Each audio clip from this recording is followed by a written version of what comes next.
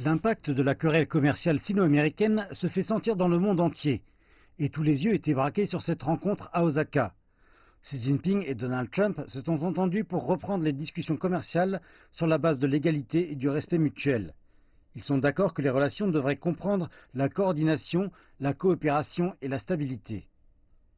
Xi Jinping a déclaré que la Chine était sincère dans sa poursuite des négociations commerciales et dans sa gestion des différences avec les États-Unis, mais que les négociations devraient être basées sur l'égalité et le respect mutuel, et qu'elles devraient répondre aux inquiétudes légitimes de l'autre partie.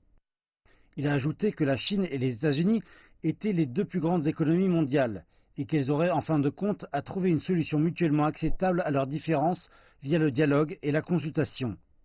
Xi Jinping a également dit que les intérêts et les aires de coopération entre les deux pays étaient devenus hautement intégrés les uns dans les autres et que les deux pays ne devraient pas tomber dans le piège de la confrontation.